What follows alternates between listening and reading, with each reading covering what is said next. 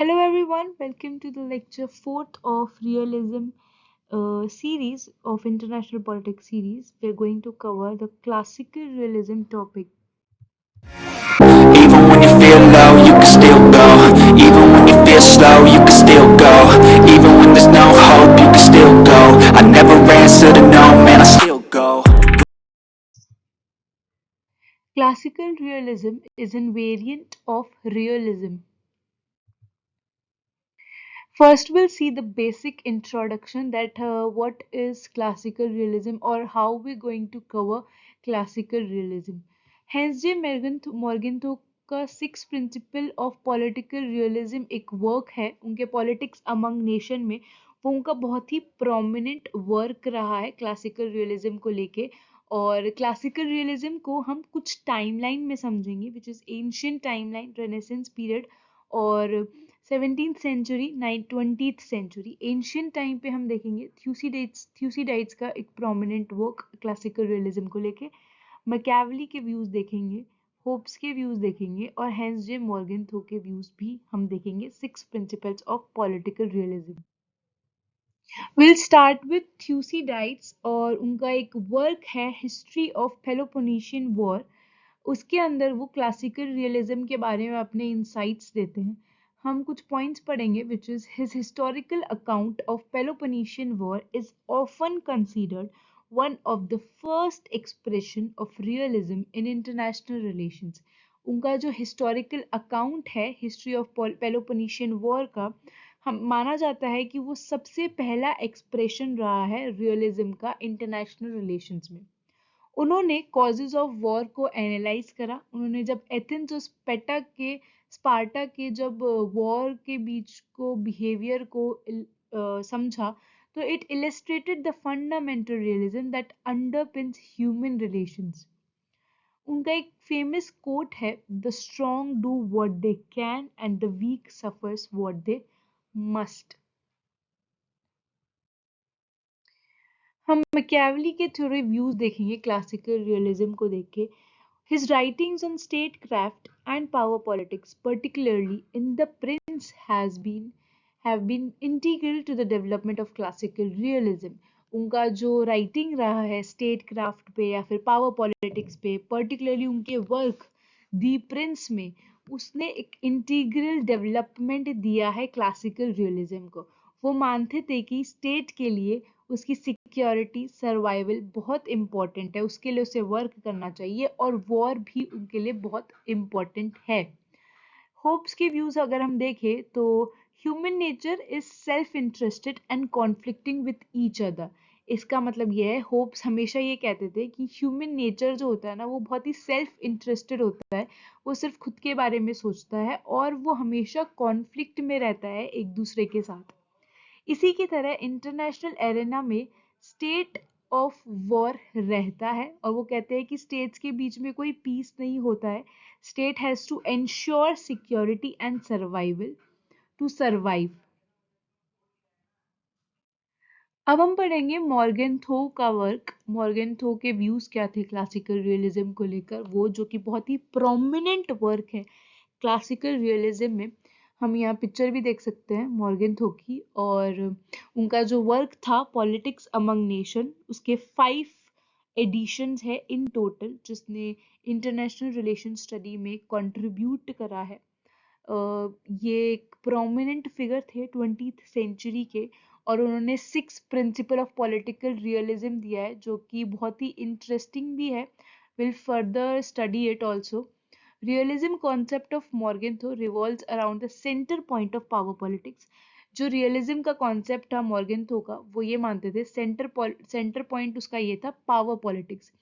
Same जैसे कि domestic politics में हम देखते हैं स्ट्रगल ऑफ पावर होता है, वैसे ही इंटरनेशनल पॉलिटिक्स में भी वो मानते थे like all other politics is a struggle of power.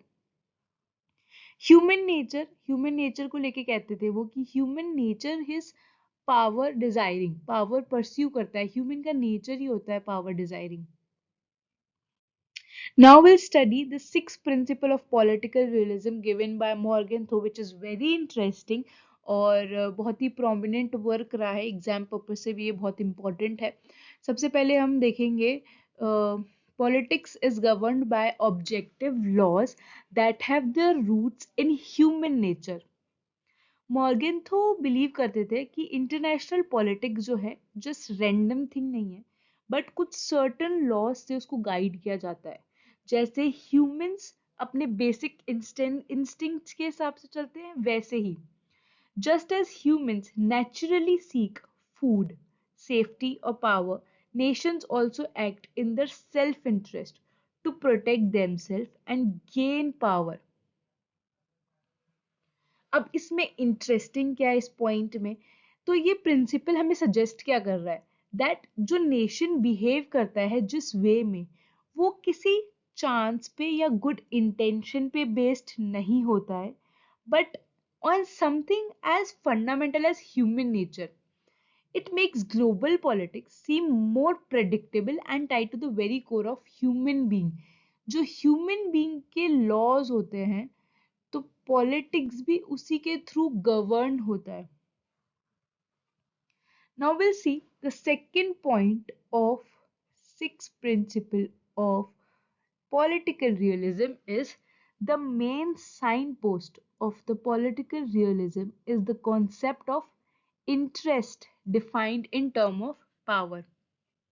Morgan तो अब ये आर्ग्यू करते हैं that a country's interest is always really about power, कि जो कंट्री का इंटरेस्ट है वो हमेशा पावर से रिलेटेड ही होता है, whether that means military strength, चाहे इकोनॉमिक इन्फ्लुएंस हो या फिर कोई पॉलिटिकल डोमिनेंस हो.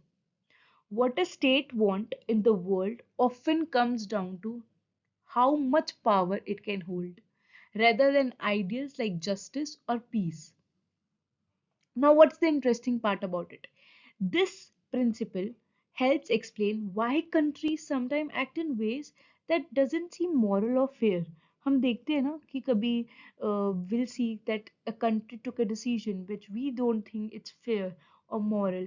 It's all because about their need to gain or to maintain power, which often shapes decision that affects millions of people. Now, the third most interesting point of sixth principle of political realism is that interest defined as a power is an objective category which is universally valid but whose meaning can change. Although जितनी भी countries है, all countries are driven by the need for power. हमने देखा है यहाँ पे कि जो power है वही उसका main concern होता है. तो सारी कंट्रीज अपनी पावर के नीड से ड्रिवन होती है. The way they define and use that power can change, but कैसे वो पावर को डिफाइन करते हैं या उस पावर को यूज करते हैं वो चेंज हो सकता है टाइम या प्लेस से डिपेंड होकर. फॉर एग्जाम्पल हम एग्जाम्पल लेते हैं, पास्ट में पावर मतलब होता था बिग आर्मी या controlling land, but today contemporary world में इकोनॉमिक पावर या फिर influence over technology and information can be just as important. Now, what's the interesting part about this point? This shows that while the desire for power is universal, हमने देखा कि जो power की Dzire है human nature के साथ extend होकर state तक पहुंचती है, तो पावर की डिजायर जो है यूनिवर्सल है. The ways countries get it evolve, it gives us more dynamic view of power in international relations, showing how countries adapt to new challenges in modern world.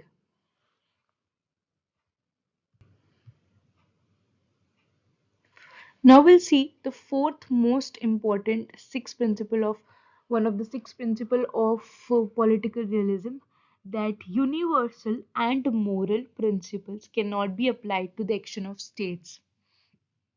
Morgan तो कहते थे that countries can't be judged by the same moral standards we use for individuals. ठीक है, while a person might be held accountable for doing something immoral, a country might have to to do something harsh or morally questionable, like going to war or to protect its interest or survival. And now, this principle challenges us about our ideas that politics should always be fair or moral. It suggests that countries often act out of necessity, not idealism, which is more realistic and sometimes uncomfortable view of international relations. Now, the fifth point of principles is the moral laws that govern the behavior of states are distinct from the moral laws that govern behavior of individuals. This idea, जो ये idea है, it extends the previous principles. ये जो बाकी के principles हैं उसको extend करता है ये, saying that there's a different set of rules for states. What's right or wrong for individual, जो एक इंसान के लिए right या wrong है, may not apply to states. जरूरी नहीं है वो state पे भी apply होता हो, because they are always acting in a complex, sometimes harsh world where survival and power come first. Now, this point also teaches us that um it helps explain why would world leaders sometimes make tough or controversial decisions. हमारे जो leaders हैं कभी कभार tough या controversial decisions लेते हैं, तो उसे समझने में हमें ये हेल्प करेगा that they may act in a way that would seem wrong for individuals. शायद वो individuals के लिए गलत लगेगा but necessary होगा किसी country की security या फिर power के लिए. Now the last point of sixth principle of political realism is that the political sphere is autonomous with its own logic and its own standard. मॉर्गनथो का जो ये फाइनल प्रिंसिपल है ये आर्ग्यू करता है दैट जो इंटरनेशनल पॉलिटिक्स है operates on its own term. जो इंटरनेशनल पॉलिटिक्स है अपने टर्म्स पे ऑपरेट करता है, सेपरेट फ्रॉम इकोनॉमिक्स, लॉज और एथिक्स. एथिक्स से, लॉ से, इकोनॉमिक्स से सबसे अलग है ये.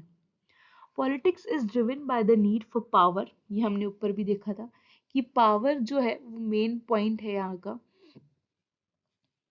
and its rules don't always align with other aspects of life.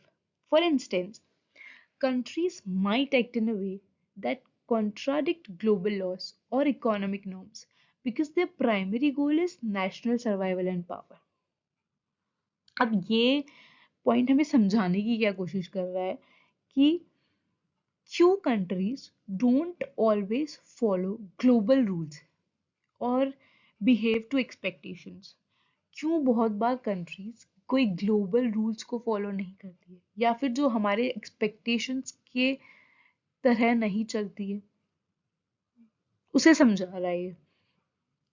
The logic of political power often overrides other considerations, showing how politics has its own unique rules.